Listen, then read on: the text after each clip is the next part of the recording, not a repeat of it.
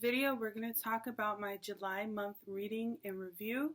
And we're going to talk about all of the books that I actually read in the month of July and books that I've started but either put down due to lack of interest or that I just didn't get to finish because I started reading them towards the end of the month. So welcome to a literary odyssey where we love to read, but we love the journey even more. And I'm your host, Angelica Nagy.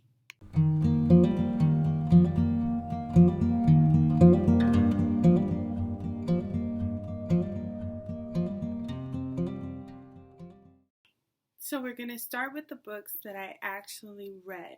And the first book that I read in the month of July is the Phantom of the Opera, the Classic Starts Edition. If you don't know, I am a third grade teacher, and one of my biggest passions is to instill the love of reading in my students. So I've been on a journey to find books that I can introduce my students to regarding classics, not even just classics, anything in general that is their reading level and that they would come to love. Through that, I discovered the Classic Start series. I could say even as an adult, I love these books. The language is very easy to read. It's very simple. They have absolutely breathtaking pictures in these books that, you know, when I read to my students, I show them the pictures and it's gorgeous. So yes, the first book I read was The Classic Starts, The Phantom of the Opera. With this book, when I read The Classic Starts, it's hard for me to star rate them on Goodreads because I'm an adult. I like more immersive character development type books. But when I go to rate them, I gotta remember that I'm rating them on the perspective of a 8-year-old, 9, 10-year-old, whatever. I tend to rate them about 4 or 5. With the Phantom of the Opera, the cool thing about it is that I couldn't put this book down. I tend to read them within an hour. This one really had me turning the pages extremely fast. It was very enticing. And it was over really quick because these books tend to only be 120 pages long because they take the original story written by the author and they just kind of condense it. So these books tend to make me want to read the original written classics. So I hope to one day read the actual Phantom of the Opera written by Gaston. The second book that I read in the month of July was called How to Be Fine. And this book came from a podcast where these two ladies by the name of Jolenta and Christine, they go and they live off of these self-help books for 2 weeks because unless you live underneath a rock, you've noticed that everybody's always on this bandwagon of self-help, and I'm no different from anyone else. I love myself, but I do believe that there's always room for improvement and to grow and to develop. This book really enticed me because they wrote this after following 50 popular self-help books for 2-week durations. They really dedicated their life to following the steps and the guidelines in these books. This book sometimes is hilarious. I really felt like I could connect with these women in regards to feeling like I had to be perfect and following all these self-help books to the T and then feeling like a failure. While this book is not generally a self-help guideline, it instills the idea that you can follow self-help books, but pick and choose what works for you. Not everybody is the same, but there's nothing wrong with trying to make yourself into a better person. Just find what works for you. I love this book. You're just going to be like, listen, you're going to be fine. The third book that I read in the month of July was The Maid in Waiting. This book was written in 1931. It was the second book nominated on the New York Times bestseller. And if you watch my previous videos, you would know that one of my biggest goals since I started in 2015 was to read all the books on the New York Times bestseller, but the adult fiction portion, not the children's book or the nonfictions, more fiction, because that's what I'm into. I'm into novels and immersive stories. I find nonfiction to be dragging, and I'm sorry, I know unpopular opinion for some. I would have to really be into either the person that I'm reading about to really, really enjoy nonfiction. I apologize. It's just really not me. Maid in Waiting, it was okay. I feel like it was way above my pay grade or the decade that I'm in, but this took place in England, I believe, and the characters back then were just really big into their family legacy and their name. And so this book was kind of in essence like the Victorian age, where this woman was trying to make sure that her brother didn't go about getting their family name blacklisted, if you will. It wasn't for me, because I don't live in a time where I'm just like, oh, I have to make sure that the Nagy name is absolutely perfect and that every socialite in the world sees me as the person that they want to be. I wasn't into it. Maybe people who are into the Victorian lifestyle will love this book. I also thought that the title had nothing to do with the book. I like to go into my books not knowing the premise of it, really not knowing anything, because I find the enjoyment of having a clean slate, an open mind to embrace the book and its story. So once again, I went into this book not knowing what it was about, but hearing Maid in Waiting and the fact that it was written in 1932, I had this immediate perception that it was going to literally be a maid, either poor, working inside of a rich person's home and then falling in love with, I guess, one of the gentlemen inside of the home, and then realizing they're from two sides of the track. So I kind of went in thinking that was what the story was going to be about, but I was entirely wrong. It wasn't an utter dread, but it's not one that I would recommend. So the fourth book that I read the month of July is The 10 Commandments. This book was written in 1931, just like Maid in Waiting. This was a New York Times bestseller. This was actually the first book ever selected as a New York Times bestseller. I did kind of like a short, like extremely short review on this book in one of my prior videos, but I went back and realized I didn't give it its just due, because I ended up really, really loving this book. Once again, it is like an immersive story where you follow these characters, and these two unlikely people end up falling in love. He is more of a deep, sensitive man. The girl is more of like energetic. She wants to live her life. She doesn't want to be bound to the restrictions of marriage and the home life.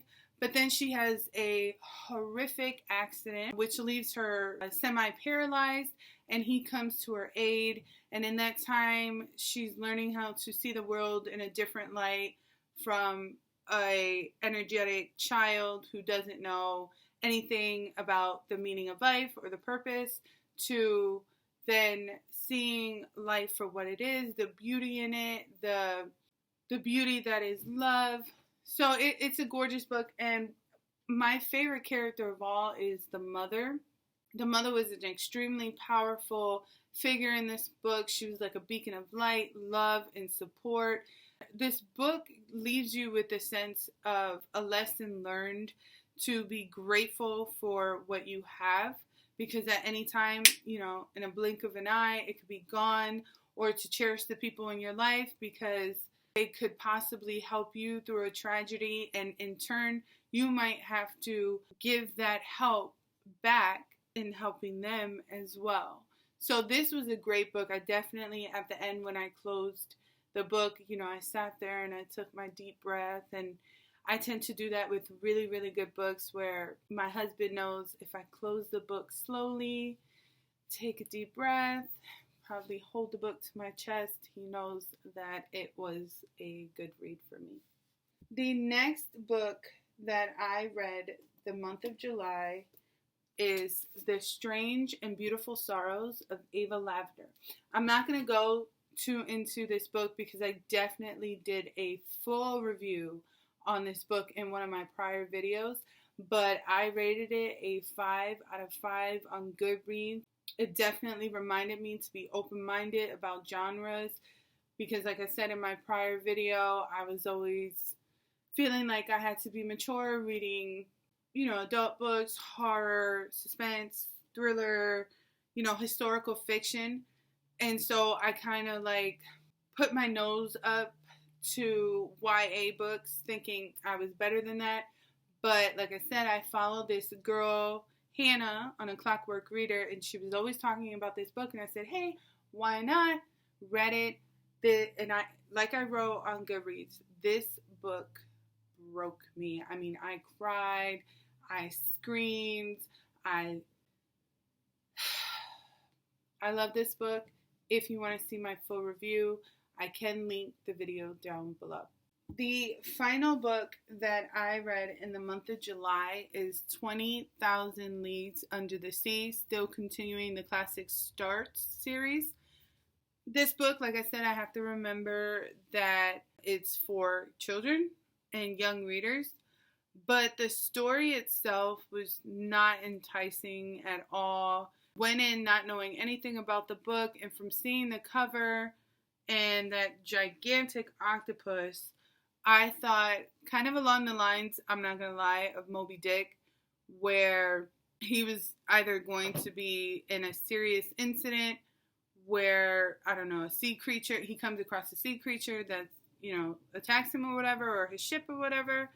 Very wrong, very wrong. It was about a professor going in pursuit of finding this monster that everyone keeps mentioning, and then he comes to learn that the alleged monster is just a gigantic submarine that's controlled by Captain Nemo, and Captain Nemo helps him to see the beauty that is the undersea, and somewhere along the way, Captain Nemo actually shows Professor, I believe, Aronnax, the sunken city of Atlantis. I think the only issue that I had with this book was that I didn't feel there was enough conflict. There was a moment where they were in a life or death situation, but they solved it so easily that I didn't feel like it was a conflict at all. I just felt like I was reading a book, its story, and the end. So now we're going to talk about the books that I either put down or didn't get to finish due to starting them in the middle of the month. And that first book is The Five. I saw this on Goodreads. It's about the 5 women that Jack the Ripper murdered.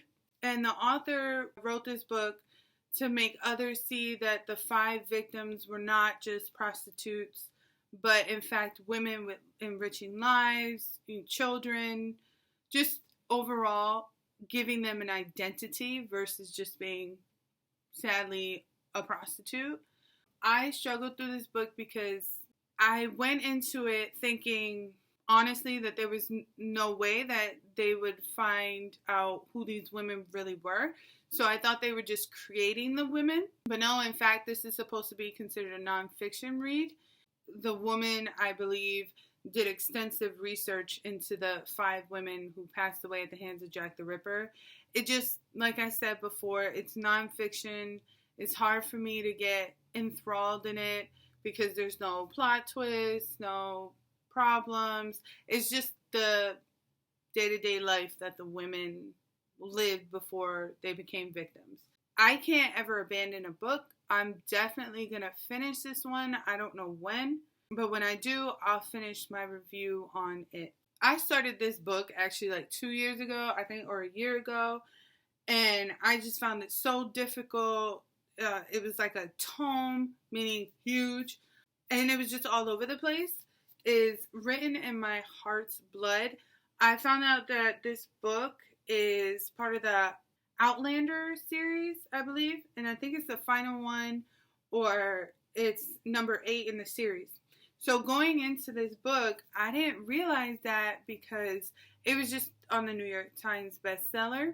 I was like, okay, well, I have to read it. And I didn't realize that it was in such an extensively long series. So when I was reading it, I didn't know anything about these characters. It was just like all over the place. And since I didn't know the characters or the fact that they were described in many other books, I was lost and I thought it was garbage. I put this book down 2 years ago. Eventually, I went back into my bookshelf, decided to collect all the books that I've either bought and haven't finished or started and didn't finish, because I like to finish my books. I have this pet peeve of abandoning books. So I started this again. I read a little bit more, and it's just a difficult read for me. I find no enjoyment out of this. This is definitely a forced read, but I don't want to put a stigmatism on it or anything like that because I never read the other Outlander books. Please don't take my review of this book as its finite review. I feel like if you really want to give this book its justice, probably go read the other 7 books. But as for me, I don't believe I'm going to read the other 7. I'm probably just going to finish this and be done with it. But yeah, this book is all over the place and I don't enjoy it.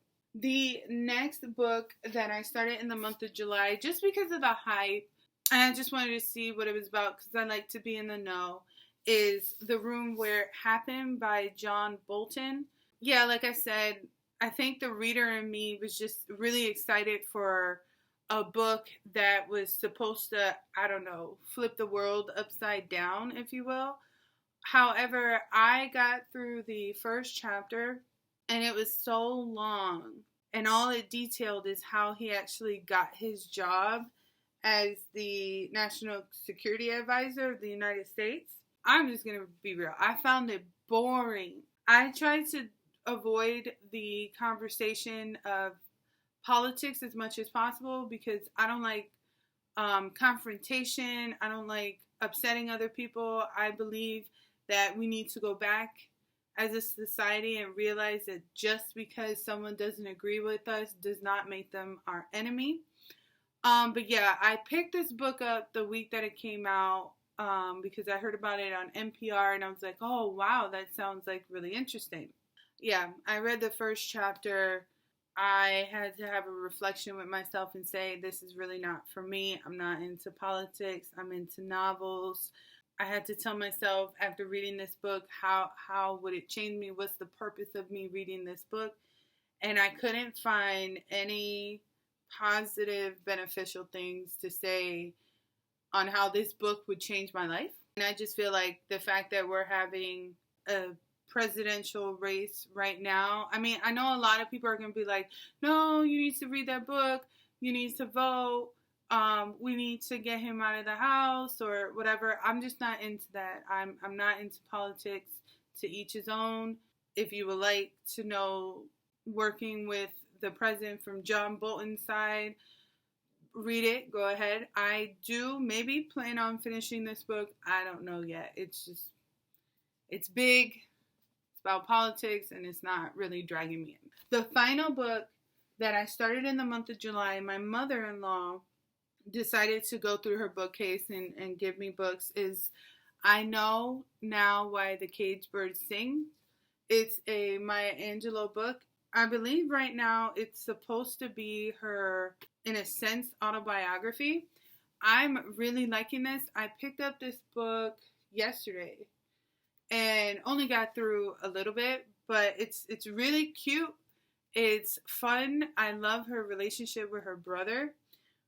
She definitely has a strong-willed aunt. I guess to see that Maya Angelou's life started difficult in the beginning of her life where her parents split up and she was shipped off to an aunt, not having really any relationship whatsoever with her biological mother and father, was eye-opening. But it also, lightheartedness of it all, where she reminisces about her life. There are some moments that are eye-opening because she was a child during the segregation time. And she describes moments that really confused her when she was a child, such as her beloved aunt who would really zone into children respecting authority. She saw a moment where these three young, poor white children berating her aunt, and her aunt just sat there singing hymns, and she took it. And then at the end, when the children left, her aunt would say, "Goodbye, Mrs., goodbye, Mr." And she couldn't understand why her mother, or apology, her aunt would allow the kids to talk to her like that and still call them Mr. and Mrs.